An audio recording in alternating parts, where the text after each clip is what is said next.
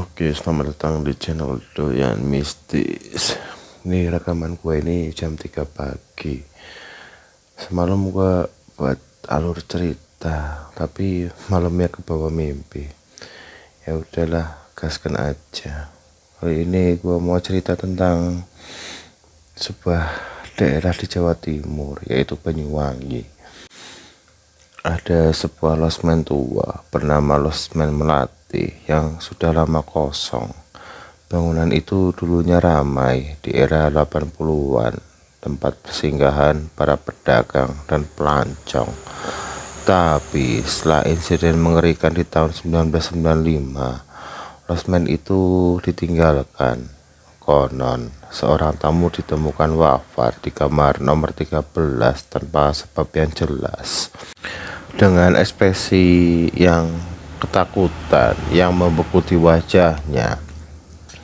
Sejak itu, warga lokal bilang losmen itu dihuni oleh sesuatu yang bukan manusia. Cerita ini viral di grup-grup horor lokal, apalagi setelah beberapa anak muda mengaku melihat bayangan aneh di jendela losmen saat lewat malam hari. Namaku Arga, seorang mahasiswa yang suka bikin podcast horor bersama 3 temannya, Santi, Reza, dan Wulan. Kami memutuskan untuk merekam episode spesial di Losmen Melati. Kami dapat izin dari pemilik tanah, seorang kakek tua yang cuma bilang, "Hati-hati, jangan buka pintu kamar 13."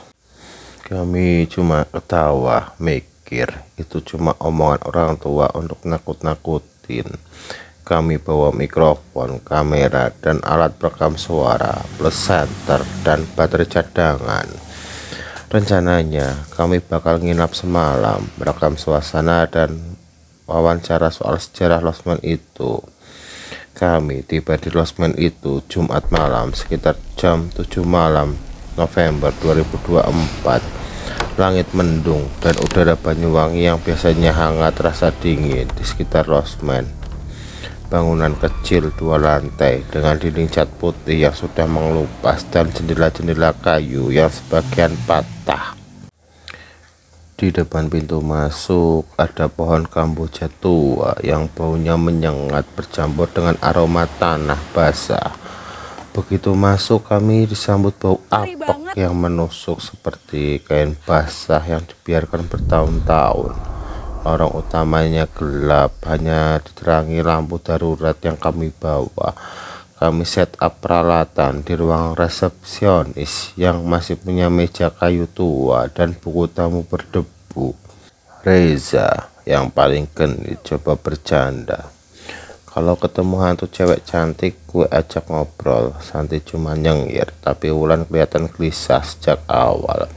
Gua gak suka tempat ini, katanya pelan sambil melirik ke arah lorong menuju kamar-kamar. Aku coba tenangin, santai, kita cuma rekam suasana, gak akan lama. Sekitar jam 9 malam kami mulai rekam podcast. Aku ceritain sejarah losmen dari info yang kami kumpulin, tentang tamu yang tewas di kamar 13, tentang kelaparan suara tangisan di kamar kosong, dan cerita warga sekitar yang bilang mereka lihat lampu menyala di losmen padahal listriknya udah diputus bertahun-tahun.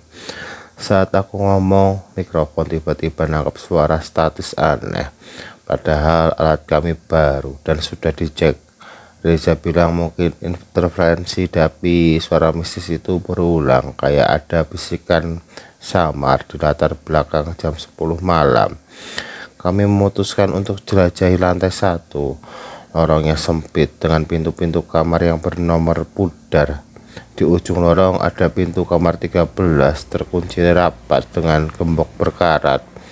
Wulan tiba-tiba berhenti, bilang dia dengar suara napas pelan dari balik pintu itu. Gua serius, kayak ada orang di dalam, katanya. Matanya melebar. Reza ketawa, "Lo kebanyakan nomor horor."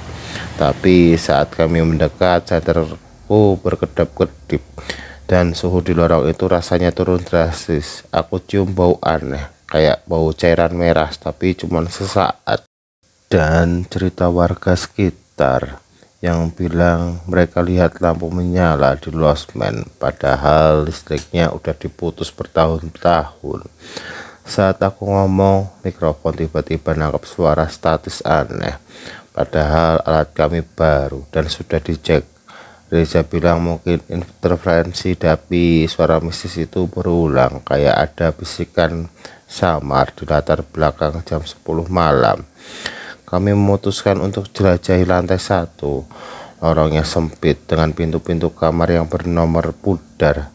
Di ujung lorong ada pintu kamar 13 terkunci rapat dengan gembok berkarat. Wulan tiba-tiba berhenti, bilang dia dengar suara napas pelan dari balik pintu itu. Gua serius, kayak ada orang di dalam, katanya. Matanya melebar. Reza ketawa, lo kebanyakan nomor horor. Tapi saat kami mendekat, senterku berkedap-kedip dan suhu di lorong itu rasanya turun drastis. Aku cium bau aneh, kayak bau cairan merah, tapi cuma sesaat. Akhirnya kami balik ke ruang resepsionis, coba fokus rekam lagi. Tapi sekitar jam 11 malam, listrik dari lampu darurat kami mati. Power bank yang penuh tiba-tiba drop ke 10%. Kamera Santi yang tadi merekam lorong menunjukkan sesuatu yang bikin kami semua kaget. Saat kami cek, di salah satu frame di ujung lorong dekat kamar 13 ada bayangan hitam berdiri, tapi cuma muncul di satu frame, seolah-olah tersalib di rekaman. Wulan mulai menangis pelan. Gua mau pulang, harga ini nggak bercanda. Tiba-tiba di lantai atas terdengar suara langkah kaki pelan, seperti orang berjalan dengan sepatu hak. Langkah itu teratur perlahan dan mendekati tangga. Kami semua diam, cuman dengar suara jantungan kami sendiri. Lalu suara itu berhenti dan pintu kamar 13 yang tadi terkunci terdengar berderi terbuka. Aku nyalahin senter ke arah lorong dan gemboknya hilang. Pintu kamar 13 sedikit terbuka dan dari celah itu ada sepasang mata merah menyala menatap kami. Bukan mata manusia, tapi terlihat besar, terlalu kosong. Santi menjerit dan kami lari ke pintu masuk, tapi pintu itu macet, kayak ada yang nahan dari luar. Reza panik, coba dobrak pintu, tapi nggak berhasil. Dari lorong suara napas berat mendekati sertai bau busuk yang makin kuat. Aku lihat ke belakang dan di ujung lorong sosok itu berdiri tinggi kurus dengan rambut hitam panjang menutupi wajahnya. Tapi yang bikin aku hampir pingsan adalah tangannya, panjang tak wajar dengan kuku-kuku hitam menyeret di lantai, menghasilkan suara gesekan yang mengerikan. Wulan tiba-tiba tarik tanganku, lari ke jendela. Kami lari ke jendela di ruang resepsionis yang untungnya cuma ditutupi papan kayu lapuk. Reza dan aku dobrak papan itu dan kami lompat keluar, jatuh ke rumput basah di belakang. Suara gesekan kuku itu masih terdengar sekarang dari dalam ruang resepsionis. Kami lari tanpa menoleh menuju mobil diparkir di pinggir jalan. Saat aku nyalain mesin, aku sempat lihat ke losmen. Di jendela yang kami dobrak, sosok itu berdiri menatap kami dengan mata merahnya. Tapi yang bikin aku takut bukan itu. Di kaca spion aku lihat ada sesuatu di kursi belakang. Cuman sesaat, tapi aku yakin itu bayangan tangan panjang yang sama.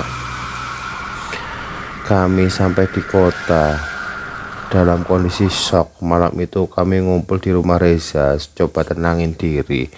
Besoknya kami kembali ke losmen di siang hari untuk ambil peralatan yang tertinggal. Anehnya semua barang kami masih ada, rapi, kayak gak disentuh. Tapi saat kami cek rekaman suara, ada sesuatu yang bikin kami membisu. Di tengah suara statis ada bisikan jelas dalam bahasa Jawa kuno. Gue ora bakal bisa lungo, artinya kamu tidak akan bisa pergi.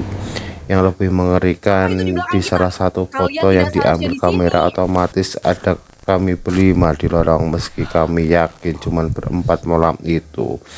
Di belakang kami ada sosok kelima dengan wajah tertutup, rambut dan tangan panjangnya yang memegang bahu Wulan. Wulan sendiri sejak malam itu bilang dia sering merasa ada yang berdiri di belakangnya, bahkan di rumahnya sendiri.